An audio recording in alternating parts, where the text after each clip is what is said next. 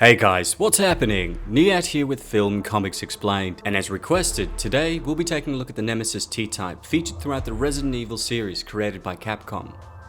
Nemesis, also called Nemesis-T type and nicknamed the Pursuer, was the secondary antagonist of the movie Resident Evil Apocalypse, the main antagonist of the video game Resident Evil 3 Nemesis, and overall recurring pain in the ass in many of the games that followed. Named after the Greek goddess of vengeance, the enormous mass-produced villains were developed by Umbrella's European branch as one of the Nemesis-T types, an offshoot of the Tyrant project that saw the company manufacture human bioorganic weapons referred to in the series as BOWs.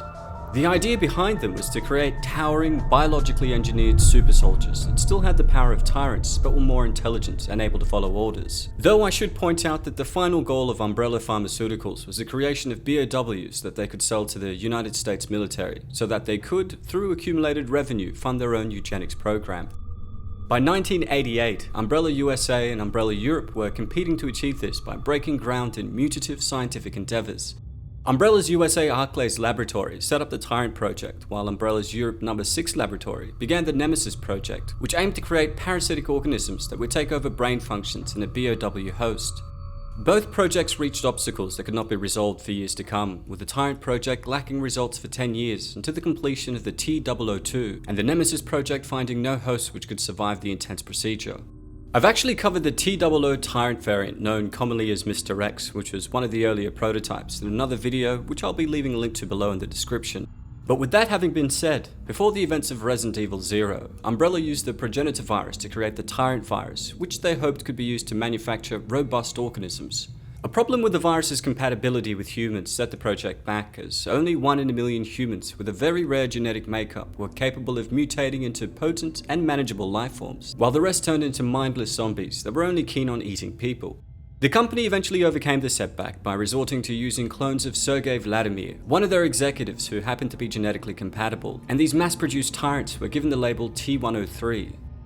The destruction of the Arclay laboratory following a biological disaster presented Umbrella with fresh concerns as to the reliability of its products, after it emerged that a small police team had not only succeeded in killing the failed and outdated prototypes, but the T-002 itself.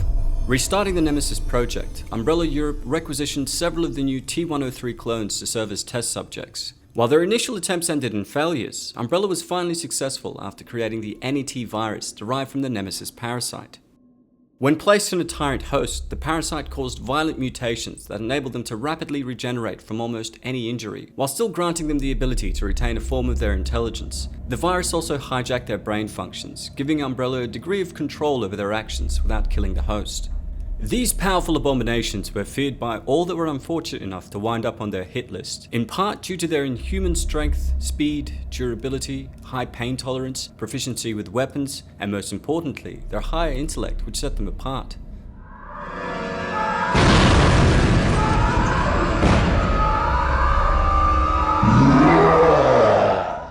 The secretions from the Nemesis parasite gave the T-type immensely heightened regenerative abilities, which resulted in the creature becoming almost impervious to damage. However, this regeneration resulted in unexpected side effects, including damage to the skin and the emergence of additional tentacles, as well as unpredictable mutations caused by further attacks that made the Tyrants more powerful but less intelligent than the mutated forms that came before.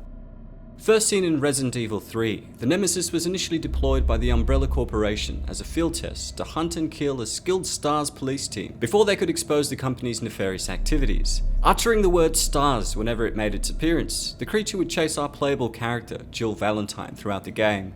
After losing its overcoat as a result of substantial damage, the Nemesis mutated and gained the ability to attack with long, extendable tentacles. Despite later being doused in acid, the Nemesis continued its pursuit and eventually mutated into a giant monster after absorbing a dead tyrant, gaining the ability to spew poison in the process. Jill finally defeated the Nemesis using a rail cannon, and then, depending on the choice of the player, she would either kill it by unloading her weapons into it, or leave it to die in the nuclear explosion that destroyed Raccoon City.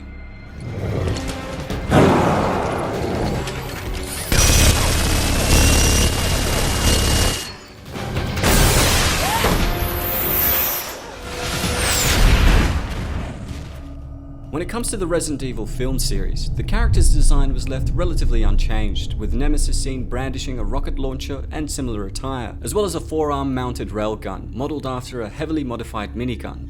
Significant changes were however made to the origins of the super soldier, with the film explaining that he was a friend of Alice named Matt Addison, before getting infected by the T-virus at the end of the first film and being forcefully inducted into the Nemesis program against his will. While the super soldier's introduction into Raccoon City within the sequel loosely followed that of his counterpart in the game, with him being initially tasked with taking out a STARS team that was holed up at a cafeteria, the rest of the movie has nothing to do with the games, much like the entire series directed by Paul W.S. Anderson. Even Jill Valentine is shoehorned into the film as a devil-may-care officer hoping to survive, before teaming up with Alice in an attempt to bring Umbrella down. But to be honest, compared to her character in the game, she has almost nothing to do in Resident Evil Apocalypse, and apart from her impressive entrance into the police station, she had nothing significant to contribute to the film.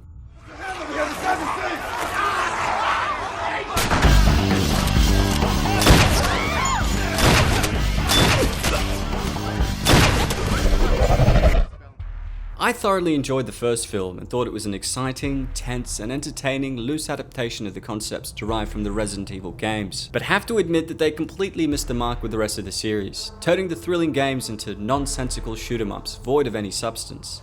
I've actually extensively covered the first Resident Evil film in a video that goes through its production process, the story, and many of its inspirations, which I'll also be leaving a link to below, and if you're interested, I highly recommend that you check that one out. Well, that's all for today, folks. A big thanks to all of you guys who requested we take a look at the Nemesis-T type, featured throughout the expanded Resident Evil universe.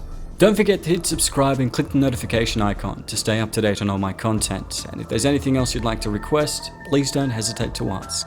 As always, it's been a pleasure. Niyat here with Film Comics Explained. Thanks for stopping by.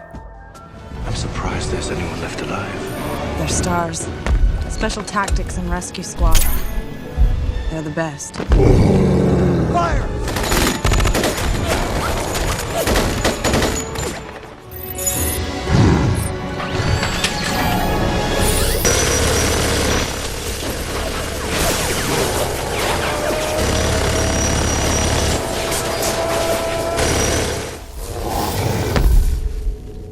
Respect.